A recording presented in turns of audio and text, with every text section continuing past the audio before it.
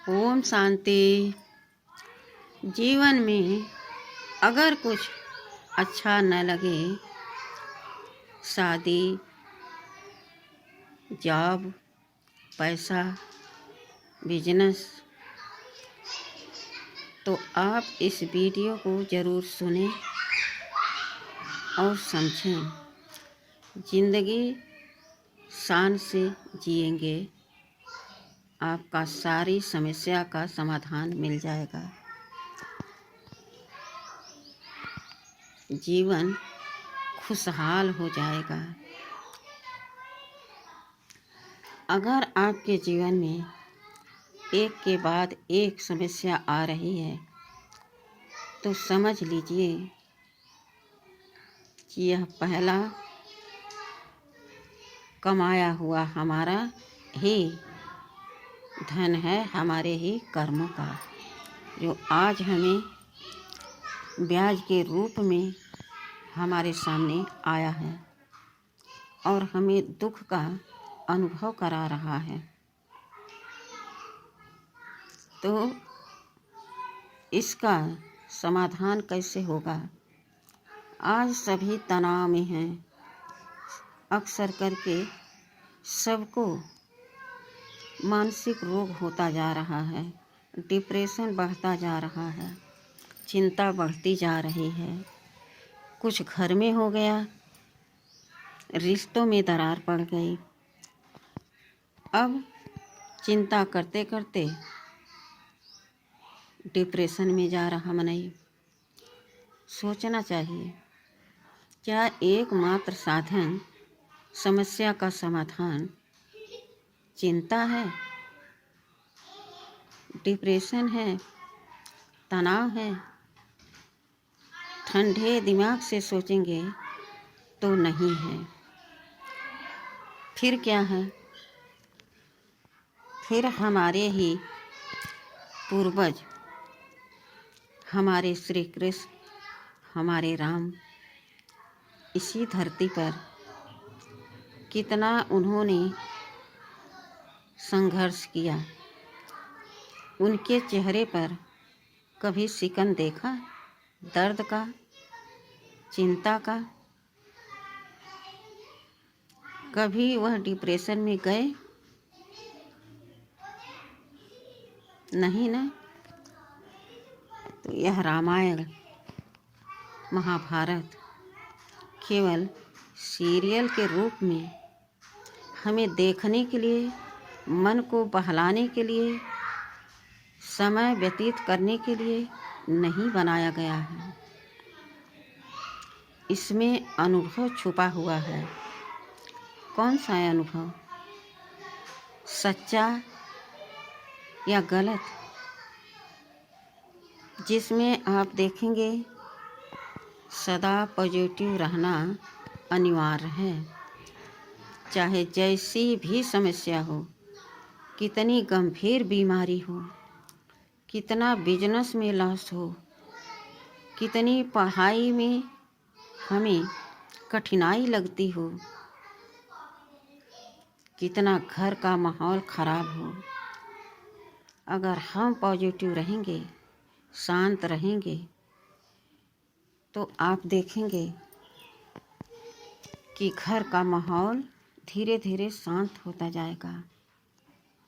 Business में भी हमारे धीरे धीरे उन्नति होने लगेगी। पढ़ाई भी हमारी अच्छी लगेगी, पढ़ने में मन लगेगा और सर्विस भी लग जाएगी। कैसी भी समस्या हो, जहाँ शांति है, धैर्यता है, वहाँ कुशलता स्वतः है।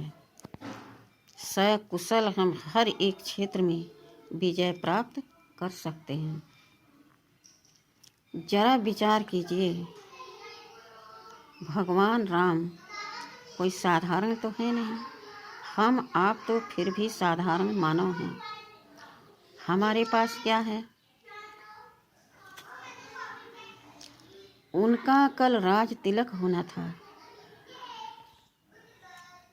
और आज दिन में नहीं, वो भी रात में, शाम के समय यह खबर पूरी अयोध्या में फैल गई कि कल राजा राम का तिलक होना है, उत्सव की तैयारी हो रही है।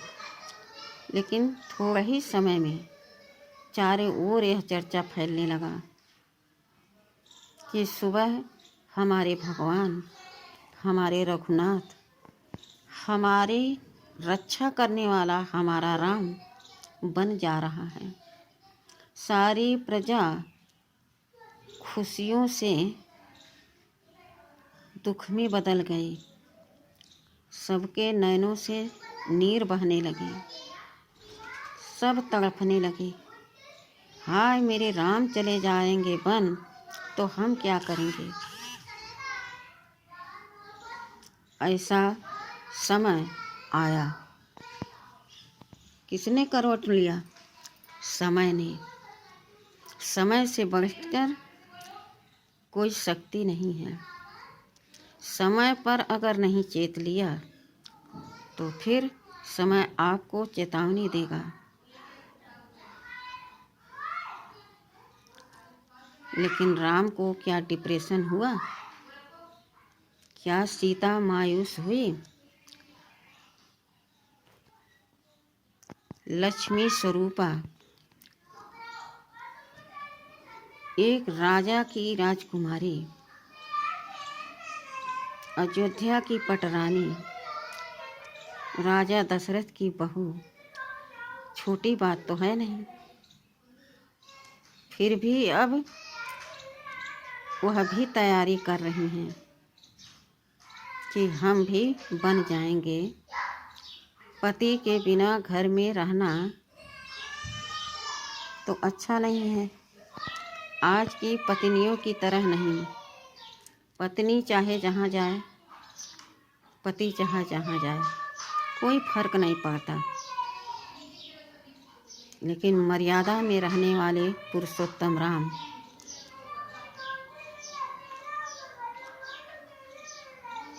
और लक्ष्मी स्वरूपा मैया सीता कितनी मर्यादा में हैं। जहाँ राम सीता बन जा रहे हैं, सीता का जाना तो एक बार बनता है, लेकिन लक्ष्मण तो भाई है ना। आजकल के भाइयों का देखो, सामने से गला काटने में देर नहीं करेंगे। लेकिन एक भाई लक्ष्मण भी थे जो दास बन करके राम के साथ जाना उचित समझा। मैं तो भैया का चरण दबाऊंगा,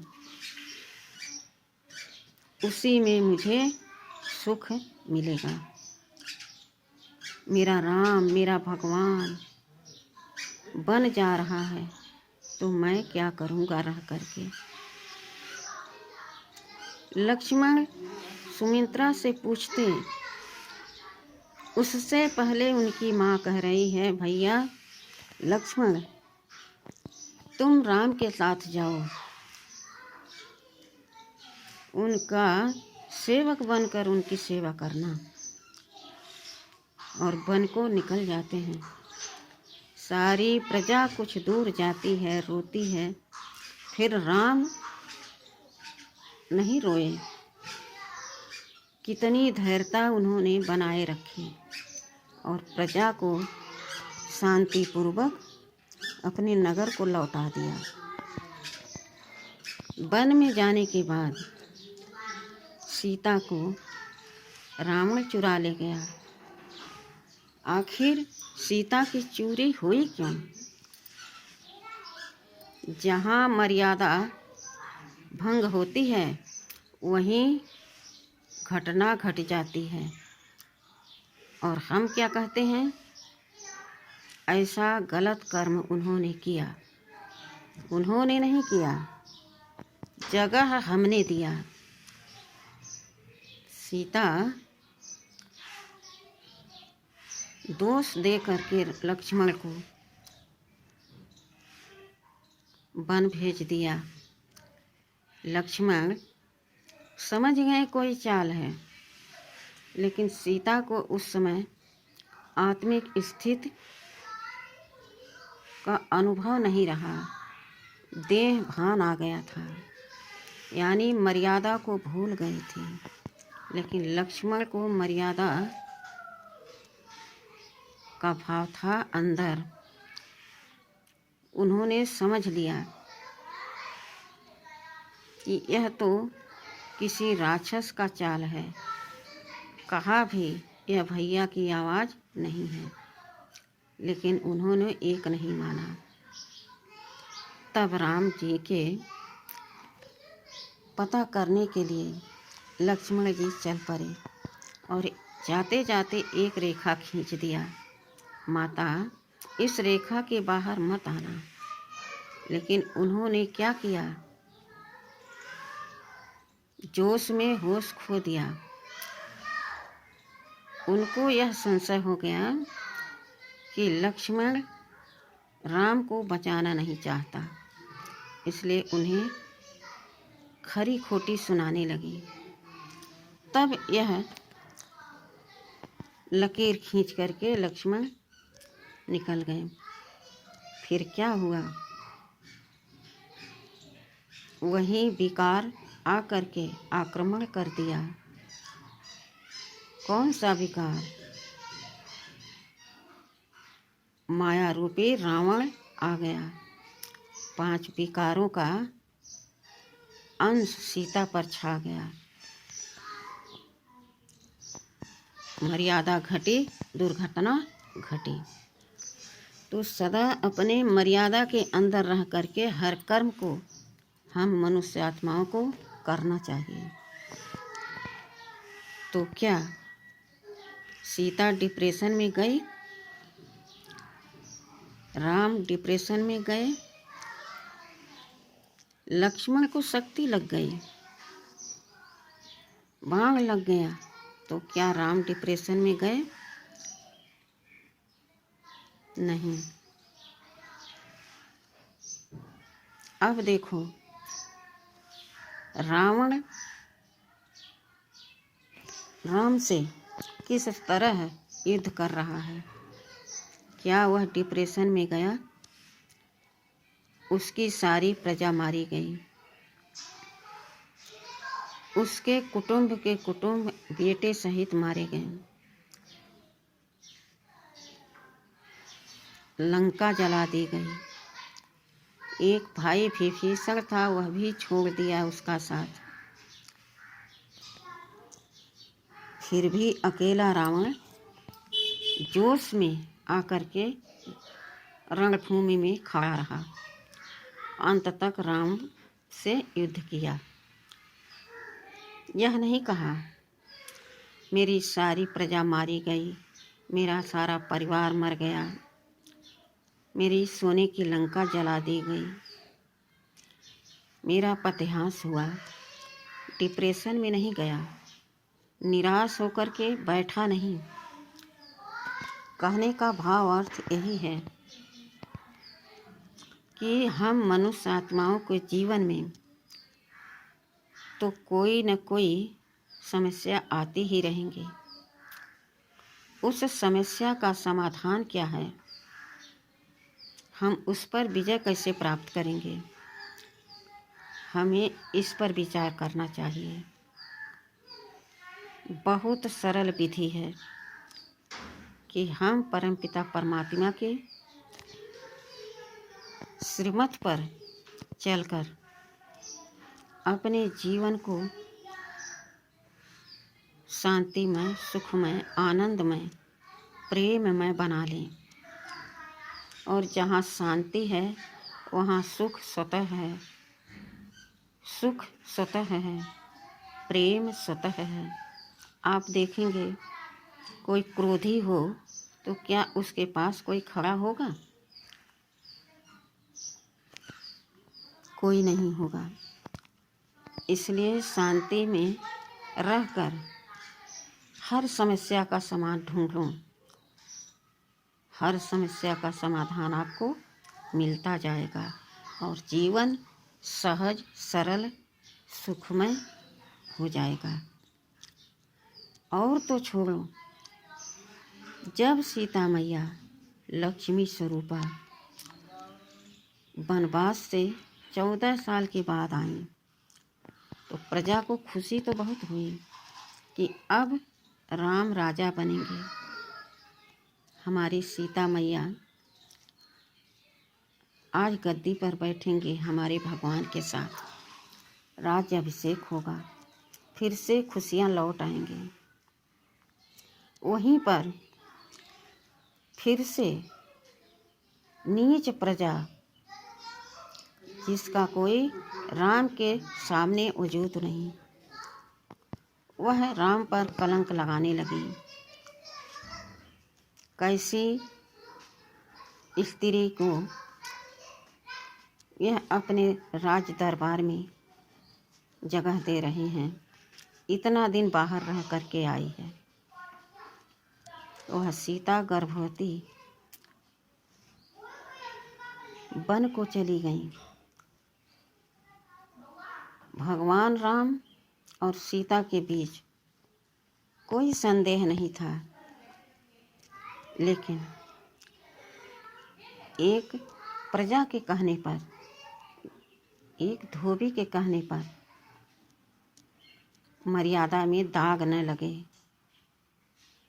हमारे कुल में कलंक न लगे, इसलिए उन्होंने लक्ष्मण से कहा कि वन को छोड़ दो।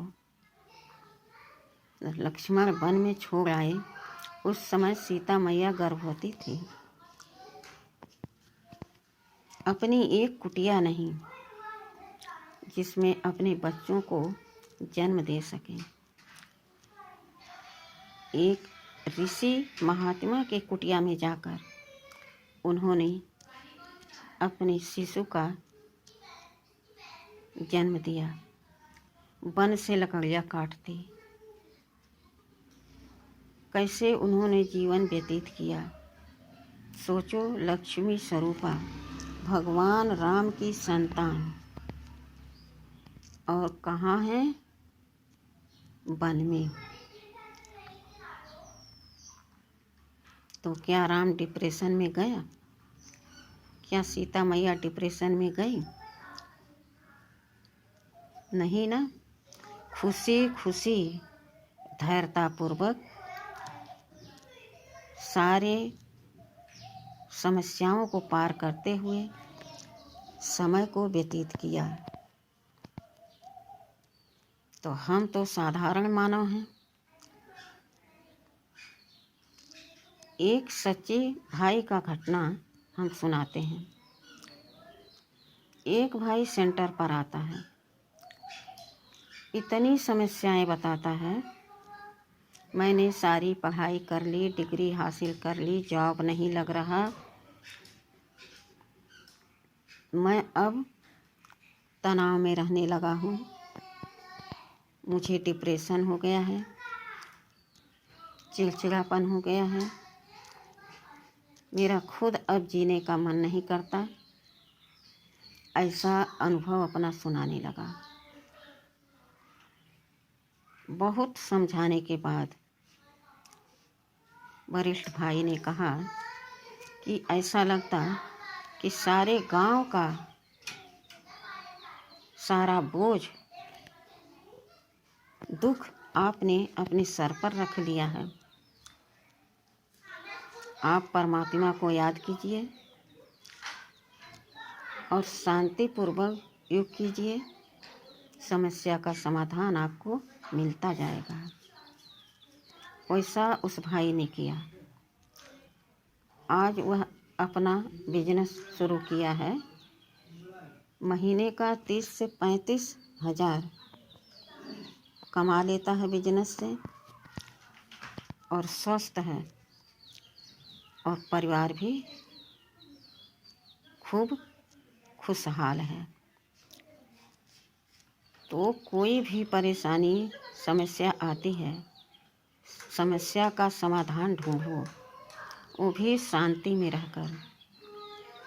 और समस्या का समाधान ढूंढना, शांति में रहना, यह संभव तब है कि जब हम शांति के सागर से अपना नाता जोड़ेंगे